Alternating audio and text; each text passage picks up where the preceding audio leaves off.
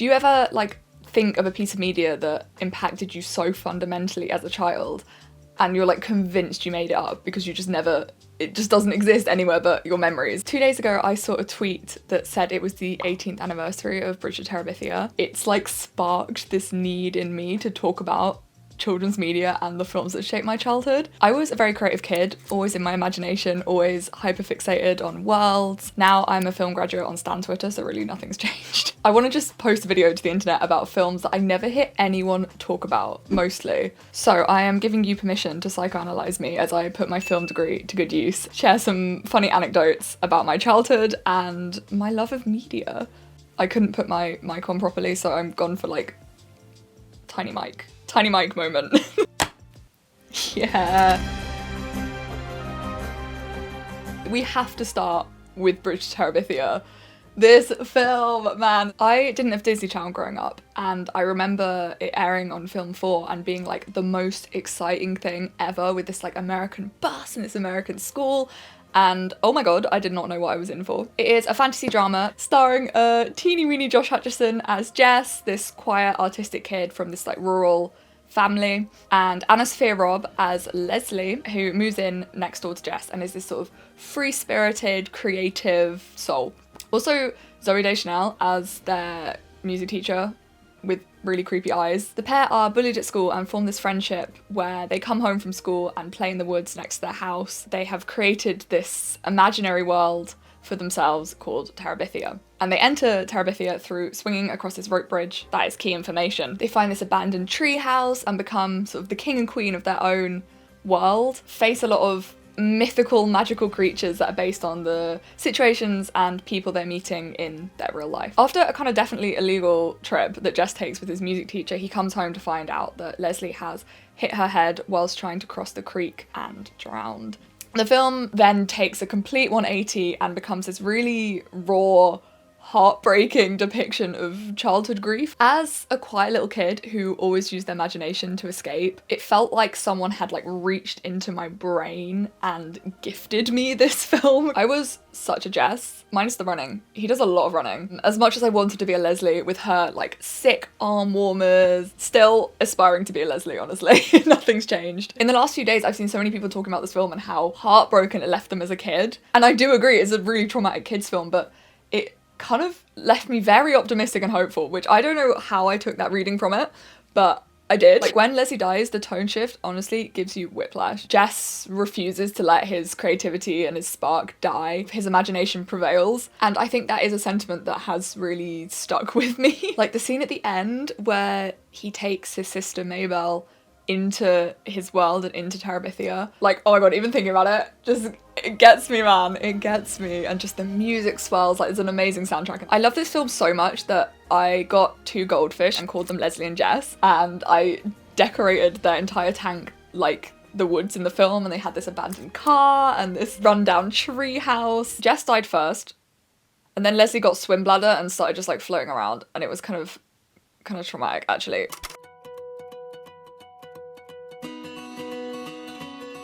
So I was a Warrior Cats kid. All of the back bit of this bookshelf is like hundreds of Warrior Cats books. I think the closest I got to a piece of media sort of eliciting the same feelings that Warrior Cats did was the film Legends of the Guardians, The Owls of Ga'Hoole, which genuinely have never had a conversation with anyone about this film ever. This is my film, like, viewer me. However, I did find out it was directed by Zack Snyder. A lot of pieces have fallen into place finding out that piece of information. I don't know how to summarize this film. Wackiest plot, honestly, but it's set in this fantasy owl land where this barn owl called Soren grows up hearing about these legendary owl warriors, the Guardians of Ga'Hoole. They're kind of like libertarian owl Jedi.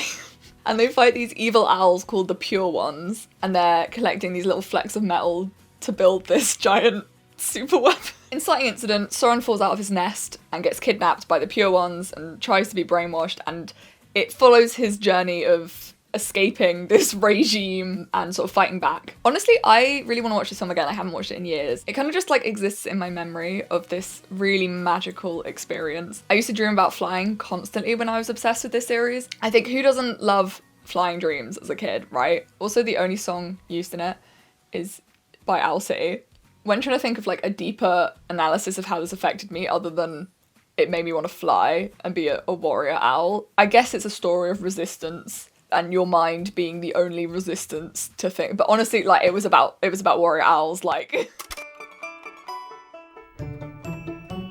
when I was growing up, people around me did not like this film, and I felt like I was the only fan of Fantastic Mr. Fox. And then sort of I grew up a bit, got social media, and was like, oh, people love this film, and rightly so. Like, I remember just being so mesmerized by the animation in this. I went to see it in the cinema because it was my favorite Roald Dahl book. It was just unlike anything I'd ever seen before. It's about Mr. Fox, who's a retired chicken thief and is now working as a struggling newspaper columnist. He goes back to his old thieving ways to try and support his family, and gets into major beef with 3 of the farmers that he's stealing from, and they sort of swear to destroy Mr. Fox and his home. It sounds really weird calling him Mr. Fox. I don't know what, that just feels wrong. It's about animals outsmarting humans and trying to protect their home, but it is like so much more than that. I just want to like sink my teeth into everything in this film. The animation and the textures and the characters and their idiosyncrasies. That's a big word. The relationship and dynamic between them, and the soundtrack, and the innovative filmmaking, and just, all of it. Mwah. There's ultimately a lot of readings that you can take from the film. For me, it's always been a story about nature versus nurture, and exploring how the sort of raw animalistic traits of the human condition exist in modern society. Though probably 7-year-old Erin did not explain it in those words. I'll actually be the first to admit that I'm not the biggest Wes Anderson fan, but the sort of philosophical questions that this film raises have always stuck with me, and I am very grateful for this film for sort of throwing them out there. Also, 2 years ago for Halloween, I fulfilled my lifelong dream of dressing as Ash, and it was magical. Okay, I can't lie. This is a bit of a rogue one. As you can probably tell, I had a thing for talking animals. I'm not coming out as a furry, but no hate if that's what you're into. It is like quite a well-known children's book, but just no one my age ever seems to talk about it, and I need to put this energy out there and find some fellow babe-loving babes. It's about a pig that gets given to Farmer Hoggart, who has no use for him and intends to sort of eat him. Whilst on this farm, Babe becomes really homesick, and one of the sheepdogs like takes him in and is like, it's gonna be okay. The sheepdog has like loads of drama with, I was about to say her husband, her dog, her baby daddy. Babe starts to get raised by the sheepdog with her puppies and becomes really good at herding sheep. He is really nice to them and asks them like politely to do things rather than being like, grr, I'm a dog. The farmer slowly starts to form this weird sort of family bond with Babe and starts entering him into sheepdog competitions, like sheepdog trials. Everyone's like, what the hell is this man doing with this pig? And then Babe like wins and the crowd erupt and the soundtrack swells, and then there's the like iconic line, that'll do pig, that'll do. It's such a silly concept, but at its core I think it's got this really important message of sort of kindness prevailing, and don't be afraid if you don't quite fit in, like keep doing what you love doing. And I think that's a great message for children, honestly. I used to have these like plastic farm animals, and I used to spend hours as a kid like playing Babe, where I'd just act out the whole of the film with these farm animals, like not changing anything. Blatant plagiarism. Robin Hood and Little John walking through the forest. I'm gonna do a quick fire because nobody needs to know the plot of Robin Hood, but I had a massive crush on the fox. 1973 version of Luigi Mangione. I think a fitting follow-on from that is Wallace and Gromit, The Curse of the Were-Rabbit. I'm a Wallace and Gromit kid. My parents raised me on Wallace and Gromit and always watching all of the little shorts. It's just so fundamentally British. I think a lot of the humour in Wallace and Gromit has really embedded itself in my mind and dictates what I find funny. I feel like a lot of Americans have been getting into Wallace and Gromit recently who haven't necessarily seen it before. And I feel like the Wallace and Gromit resurgence is here, and I'm so here for it. The narrative follows the pair and their extermination business, Antipesto, where they collect rabbits that are eating people's vegetables and like rehabilitate them. And in the lead up to the town vegetable event, the town big veg competition, there's like a mysterious, murderous creature that is destroying everyone's vegetables, and Wallace and Gromit make it their mission to track down this creature and destroy it. I'm not going to give any spoilers for this one if you haven't seen it. I'm just saying, you gotta go watch that one yourself. I honestly think I have Nick Park to thank for so much of my personality. Amazing as the film is, it's actually the like 2-disc edition that I'm specifically including here. When it came to DVD, I used to watch the behind the scenes, the making of, on repeat. It just opened my eyes to this sort of world of problem solving and textures and animation and storytelling in a way that I'd never thought of before. I mean, I was like 3.5. So yeah, probably wasn't doing much thinking. Whenever someone asks me what my favourite film is, this is what I tell them. Nancy Meyers, love of my life. I think it's got a very different tone from the others. It's a very silly, feel-good rom-com. It's about 2 twins who are separated at birth. The British Annie, Lindsay Lohan, and the American Hallie, also Lindsay Lohan. And they have no idea that the other exists. They end up meeting each other at a summer camp and decide to swap identities and go home with the other's family in hopes of getting their parents back together. It's a remake of a 1961 film, I think, starring Hayley Mills. It's honestly pretty true to its source material, but there's like a really weird musical number in the original, which is odd. I think in a similar way to Bridge to Terabithia, I was just so captivated by the like Americanness of it. I was like, what on earth is a summer camp? Like, this is crazy. Also, as a kid, I used to think it was so exciting that there were 2 blue-eyed, freckly kids, like, in Hollywood. I was like, yeah, we're an underrepresented community. I was devastated to find out it's actually 1 freckly, blue-eyed kid. I wrote my A-level media coursework on the sort of production and distribution of the film, and I think I owe a lot of me being interested in editing and learning about post-production to this film. It's just so cool, man. It's such a good film. I genuinely watch it every summer without fail. I only have really odd triple edition. We're focusing on SpiderWick today, class. I generally don't know much about the production of this film, and for years I couldn't even remember its name or anything. I know it is a book series or a book. It's got young Freddie Highmore in it, so I don't know why like something didn't click. But it didn't until, I think, honestly, TikTok? Maybe like 2019, 2020. I was like, oh my God, I didn't imagine this film. The story follows the Grace children who move into this old, big, crumbling house and discover this like field guide to all of the magical creatures that are in the area, written by someone called Arthur Spiderwick.